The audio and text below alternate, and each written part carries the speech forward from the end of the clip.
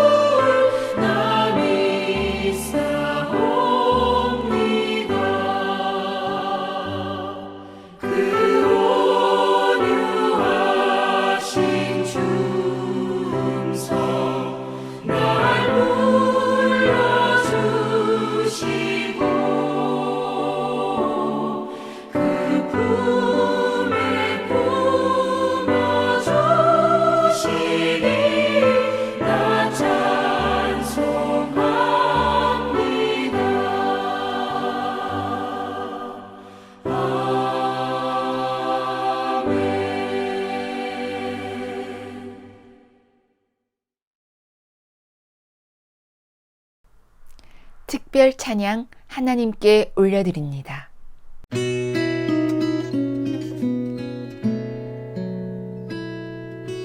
나의 마음을 정금과 같이 정결케 하소서.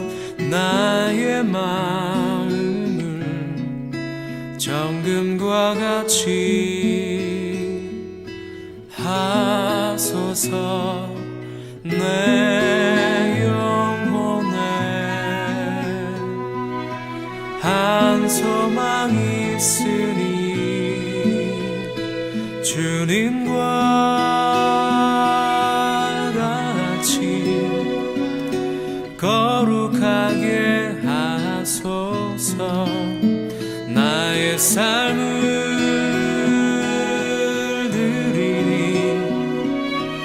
거룩하게 하소서. 주님 나를 받으소서.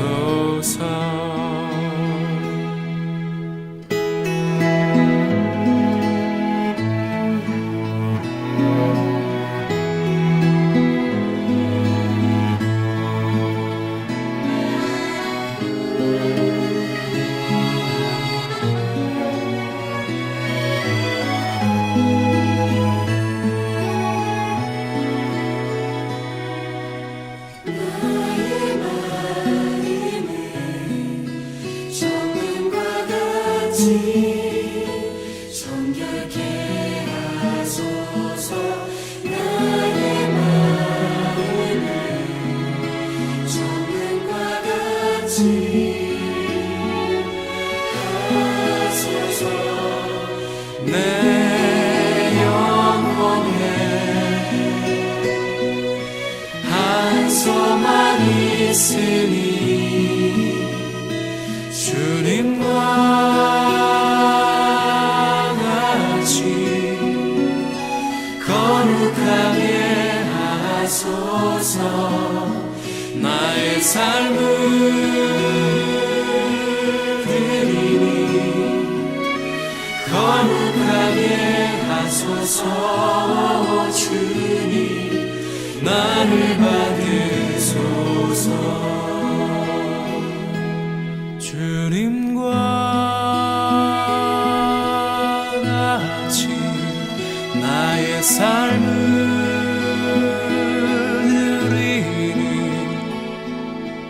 나를 받으소서.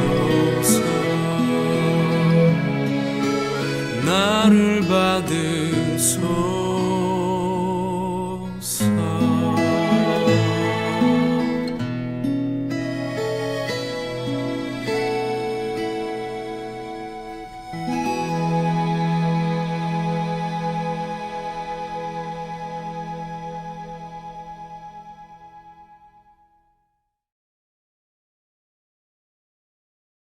생명의 말씀 시간입니다. 평안과 부유를 빌어 문안합니다. 노아 방주 홍수 시리즈 오늘은 그 두 번째 시간으로 많은 의에 적은 악은 창대 요건이다 라는 주제의 말씀을 드리겠습니다. 본문은 창세기 9장 18절로 19절.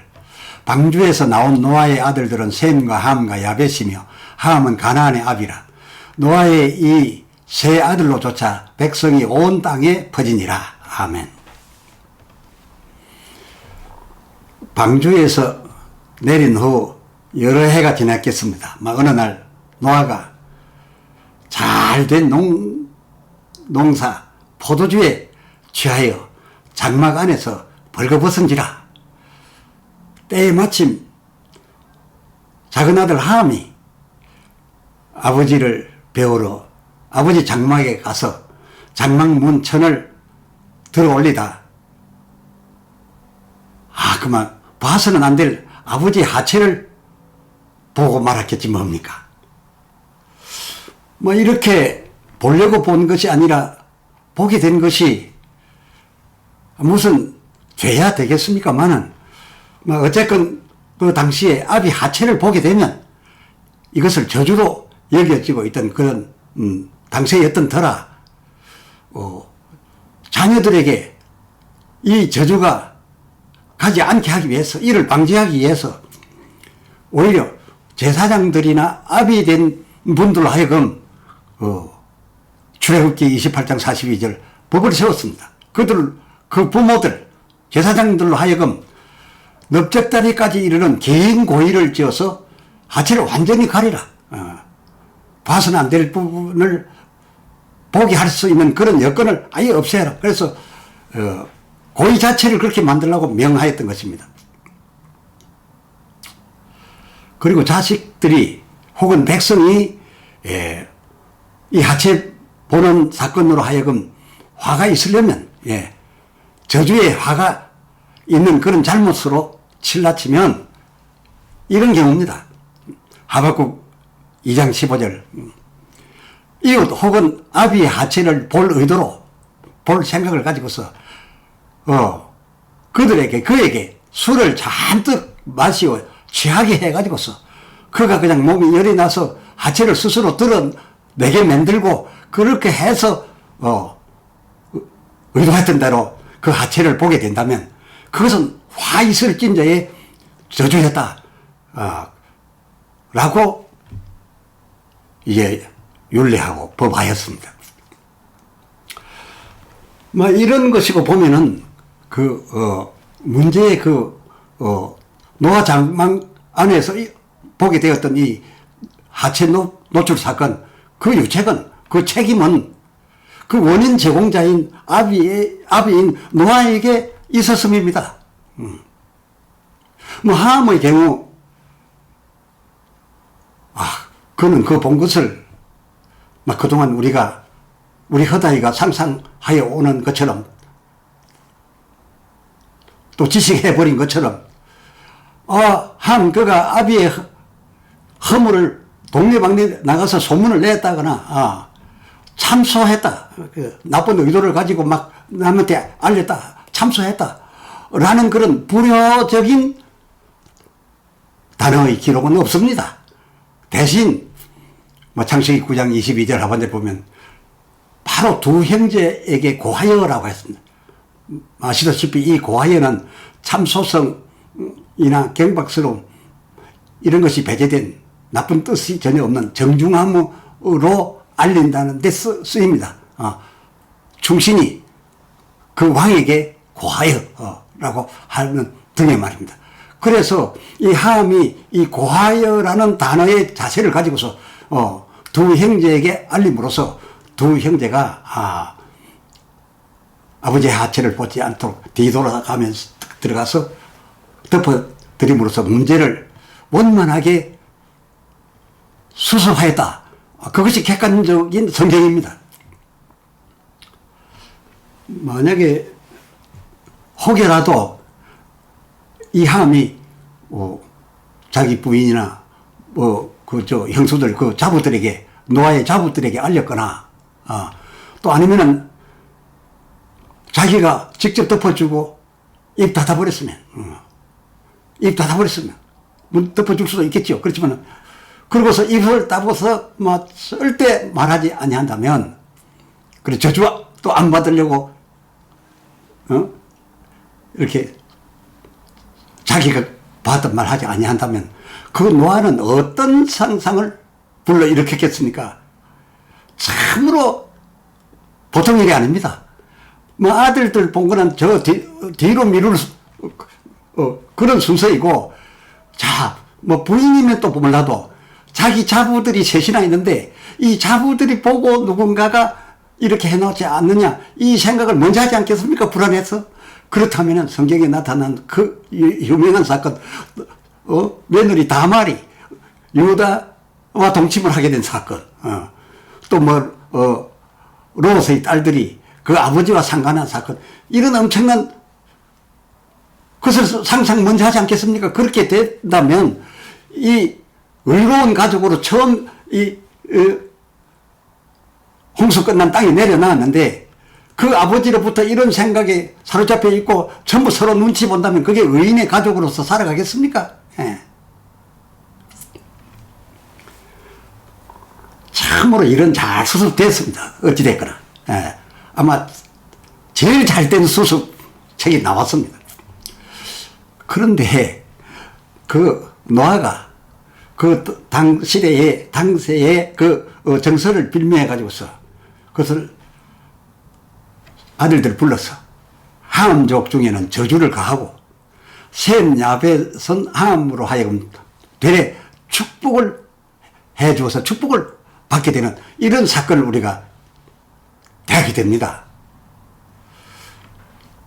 사실은 이 또한 우리에게 주시려는 하나님의 의도된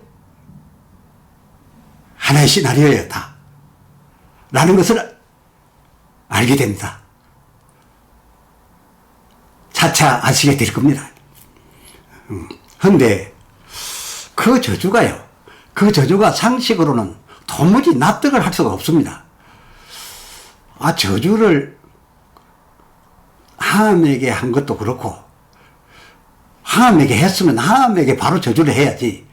그 저주 내용의 이루어짐이 함 그에게가 아니라 함의 아들, 그것도 창세기 10장 6절 함 네 아들 중에 막내 제일 끝, 그렇게 모든 손자들 끝에 끝입니다. 이 가나안에게 가서 이루어지도록 한 것이며, 이 이해 안 가는 부분이 그것입니다.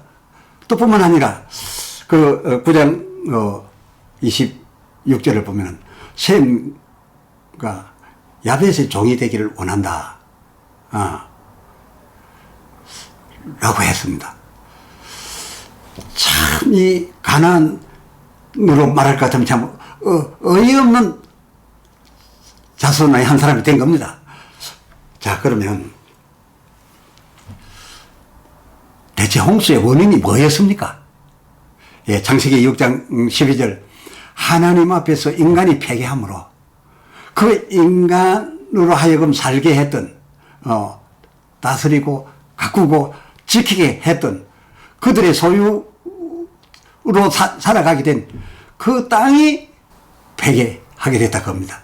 패배한 사람이 다스리는 소유한 땅이 그 주인처럼 땅이 패배했던 거, 그게 이것을 이제 고쳐야 되겠다. 이걸 이렇게 두어서는 안 되겠다 해서 이 패배를 쓸어버리겠다. 근데 그 패배한 사람이 문제였습니까? 땅이 더 하나님에게는 의미였습니까? 땅의 패배가 더 문제였기 때문에 땅과 함께 사람까지 다 일단은 없어야 이 다음 홍수 후에 새롭게 회복된 땅에 대해서는 이런 일이 없도록 하겠다는 것이 이제 하나님의 원하심이요. 거기서부터 출발한 것입니다.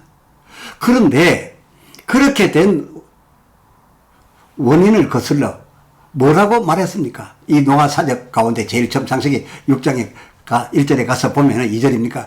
하나님의 아들들이 사람의 딸들의 아름다움을 보고 앞다투어 그저 그 세상에 아름답고 맵시 있고 등등에 잘 꾸미니까 더 눈에 혹 했겠죠. 그걸 보고 이것저것 생각도 안 주고 불의한 세상 사람과 의로운 하나님의 아들들 그런 신분 상관없이 아내 삼고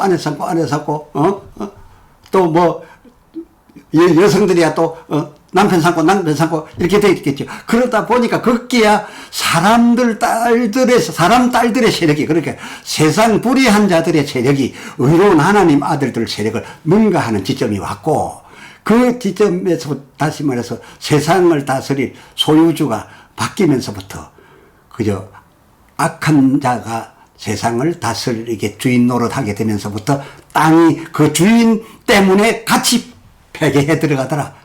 그렇게 되어서 땅을 그냥 둘 수 없어서 사람이야 뭐 제 맹대로 살다 죽으면 그만이지만 땅은 세상 끝날까지 계속 내보내야 되는 이 좋았더라 땅을 지키기 위해서 하나님께서 홍수 카드를 내시게 되었다 라는 것을 우리는 앞에서 생각했습니다. 성경이 그렇게 말하고 있다고 말씀드렸습니다. 원래 하나님의 섭리는 선과 악을 공존케 해서 그 악의 도전과 유혹으로 선을 더욱 선되게 하는 것, 이것이 선의 번성과 창대를 하게 하는 필요한 요소였습니다. 하나님이 지으신 여러 만물 가운데서 우리 인간이야말로 최고의 작품 아닙니까? 최고의 작품인 우리 체내에도 하나님께서 우리 지을 때부터 유해균과 유해균을 함께 있게 했습니다. 그런데 소수의 유해균, 다수의 유해균 이런 균비를 갖게 하여 소수의 유해균으로 하여금 다수의 유해균이 약간의 자극을 받아서 더욱 경계하면서 활약을 하게 되어서 아주 면역이 강하여지고 건강을 유지하게 되는 것인데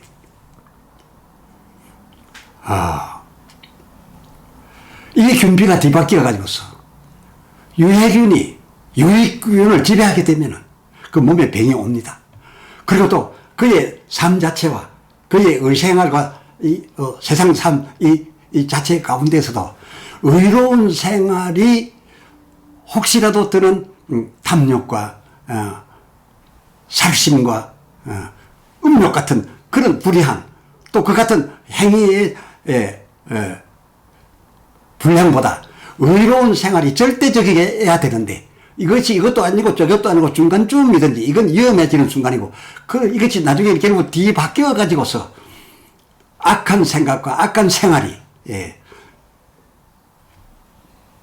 그의 선한 생활, 의로운 생활을 지배하게 된다면 삶이 어려울 때는 하나님 의지해서 의로운 생활이 더 큰 균비를 이루다가 복을 받아서 잘 되고 나니까 세상의 악한 쪽으로 더 빠져들어가서 이 생활이 바뀌게 된다면 그의 직장도 전에 같이 보수를 내주지 아니하고 그의 사업이나 그의 땅도 유익을 내주지 아니하고 다 박혀지게 돼 있다.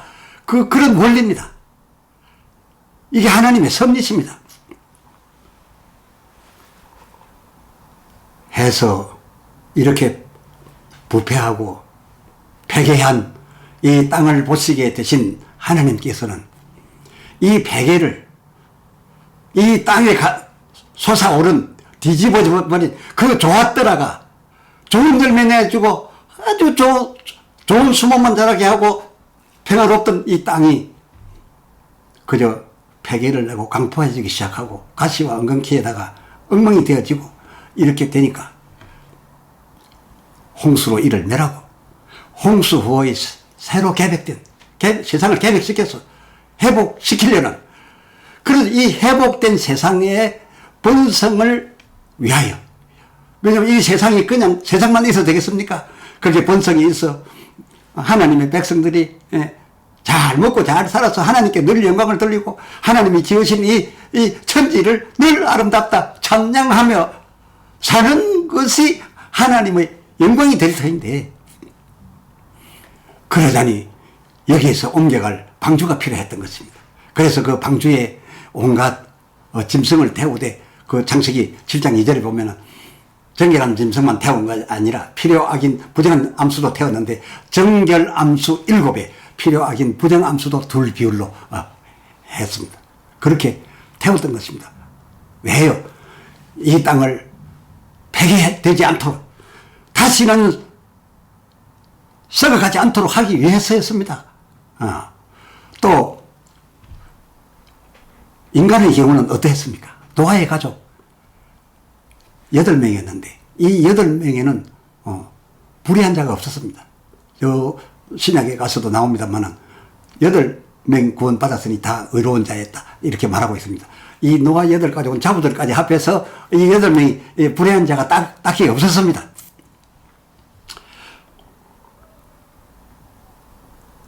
그런 이들을 태워가지고서 이제 새 땅에 내려서 회복된 땅에 내려서 창세기 9장 7절 너희는 땅에 평만하도록 생육하고 번성하라 하심에 그대로 이루어집니다. 부부 처음에는 부부들만 탔지만은 그 새 땅에 내려가지고 이제 자손을 퍼뜨리셔야 합니다. 번성과 충만을 위하여 창세기 10장 2절에 야베덱에는 아들이 7이나 나오고 또 22절에는 셈에게 5이 나오고 그리고 작은 아들 6절 함에게는 4이나 나옵니다. 그리고 한 10명 되죠. 이렇게 의인만으로 된 후손으로 함까지 합해가지고 쭉 나옵니다. 함이 저주가 함에게 이루어졌으면 일이 안 되겠죠. 근데 의로운 자손들만 15이 나오게 될 즈음에 문제의 창세기 6장부터 10장까지의 노아 사적 바로 노아 하체 사건이 일어납니다. 그리고 이를 빌미한 이 저주가 전체 자손들 균비 15대 1 의로운 자 15이 나왔을 때 겨우 마지막에 난 가나안에게부터 시작되라고 했으니까 얼마나 의가 많아야 이 땅이 잘 된다라고 하나님이 생각하셨겠느냐라는 것을 알게 되지요. 그러니까 의로운 15으로 하여금 불이 될 겨우 하나 균비로 이제 그때부터 공존께서 그게 공존 안 하면 안 됩니다. 강하게 번성을 하지 못합니다. 면역이 생기지 않습니다. 그래서 필요악이지만 하지만 그 균비는 그렇게 하나님이 정하고 계시다는 것을 우리는 잘 헤아려야 됩니다. 그래서 이 하나 균비로 15을 견제하고 또 이렇게 시기하고 유혹하고 공격하고 함으로써 그야말로 이 14서의 절대 다수로 이 땅을 번성하고 충만하여 이 땅을 그 의의 절대 우위 비율을 가지고서 유지해 가렸었던 것입니다. 그것이 하나님의 바라심이었습니다. 하나님의 이러한 크신 대의에 이러한 큰 대의에 의하였기에 문제의 저주의 원인자, 문제의 저주 그 원인을 제공한 노아에 대해서는 불문입니다. 잘했느니 못했느니 따지지 않습니다. 사실은 술에 취하여 몸이 더워서 자기도 모르게 벗었으니까 잘 피해도 나갔습니다만은 비킬 수도 있었지만 이 또한 우연이겠습니까? 노아의 유책에는 그냥 무언이었고 함 우선 그것도 저 멀리 아직 어려서 태어나서 이제 뭐 아무것도 할 줄 모르는 알지도 못하는 가나안에게 느닷없이 그 저주가 이루어지게 만들었습니다. 그리 되어서 이 가나안이야말로 하나님의 백성 이스라엘의 경계 대상이 되었고 그리고 상종도 아니할 척이 됩니다. 왜냐? 하나님의 백성들은 하나님으로부터 저주받은 백성이라 하면 무조건 상종을 안 하고 원수로 삼아야 되고 척지어야 된다고 생각했기 때문입니다. 그래서 이 가나안은 느닷없이 그저 이스라엘 전체 다수의 척이 돼가지고 상종 못할 인간 취급을 받으며 살아야 했으니 그럼 가나안은 하나님께 대체 뭡니까? 뭐긴요? 이 또한 참 우리가 모를 일입니다. 출애굽기 3장 8절 출애굽 이스라엘이 가게 될 아름답고 광대한 땅, 젖과 꿀이 흐르는 땅 가나안, 이 가나안이 원래 땅명이 가나안입니까? 아닙니다. 앞서의 사람 저주의 역할을 해온 이 가나안이 그 땅의 지주여서 오래도록 출애굽 이스라엘 백성이 40년 홍해 지내고 들어갈 그때까지 그 땅의 지주여서 주인이어서 그 땅 이름을 가나안이라고 하는 겁니다. 가나안의 땅인 겁니다. 이거 어떻게 이해해야 할까요? 하나님이 갚으셨음일까요? 또 하나님께서 그렇게도 끝까지 사랑하사 요나 같은 의로운 사람, 바로 사는 사람은 저 니느웨는 반드시 망해야 된다. 당연히 망해야 된다. 우리가 상종할 수 없고 나는 그 갈 수도 없다 해서 다시스로 도망갈 수밖에 없었던 그 니느웨 40일 후에 망한 것이 아니라 뭡니까?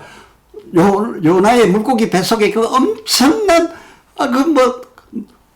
놀라운 사건, 소문이 온 세계에 바로 퍼져버릴 그 희대의 사건을 만들어 가지고서 그 성민으로 하여금 경성케 하고 그냥 동시에 회개하게 함으로써 그 사람들뿐만 아니라 그 모든 짐승과 그들의 산업까지도 다 구원해 주신 그야말로 요나서 4장 11절 그 큰 성읍 니느웨 성이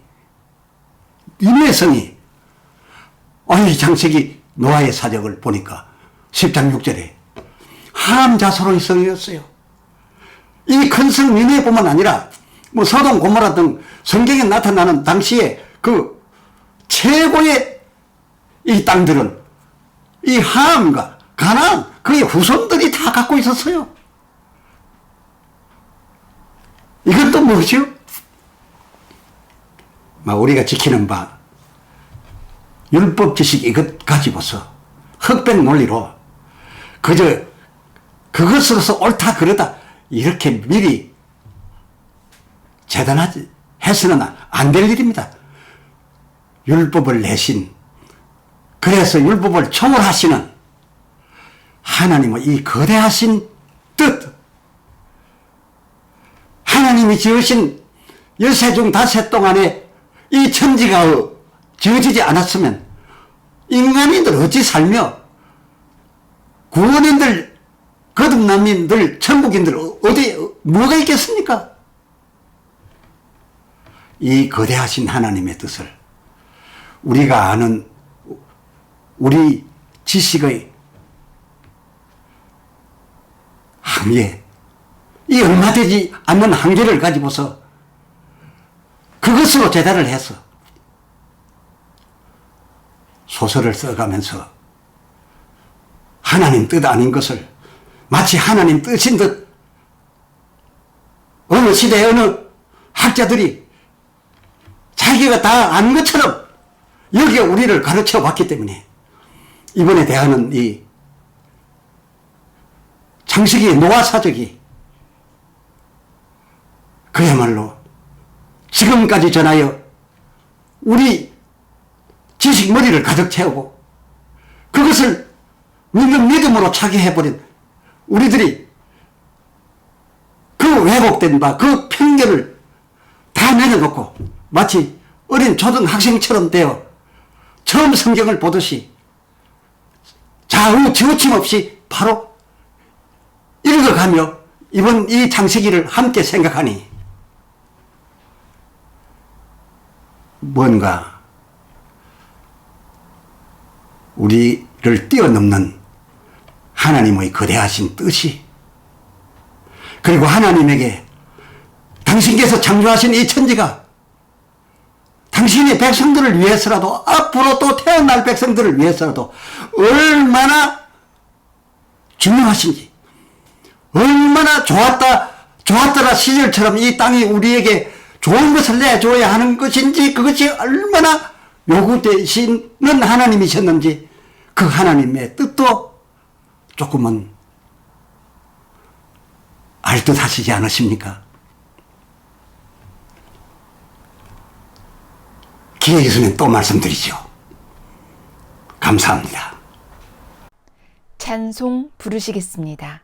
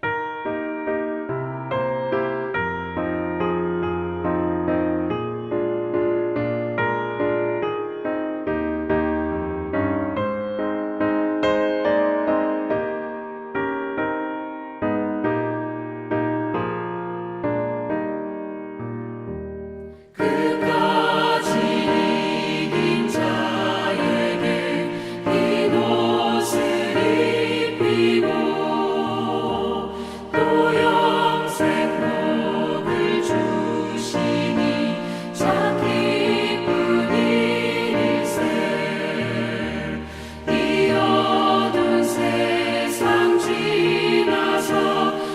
찬송받도록 주 예수 믿는 힘으로 온 세상이 이기네. 믿음이 이기네. 믿음이 이기네. 주 예수를 믿음이 온 세상이 이기네.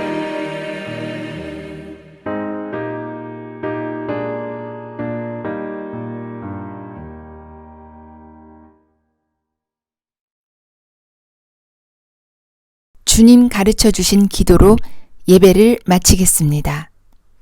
하늘에 계신 우리 아버지여, 이름이 거룩히 여김을 받으시오며 나라가 임하시오며 뜻이 하늘에서 이루어진 것 같이 땅에서도 이루어지이다. 오늘 우리에게 일용할 양식을 주시옵고 우리가 우리에게 죄 지은 자를 사하여 준 것 같이 우리 죄를 사하여 주시옵고 우리를 시험에 들게 하지 마시옵고 다만 악에서 구하시옵소서. 나라와 권세와 영광이 아버지께 영원히 있사옵나이다. 아멘.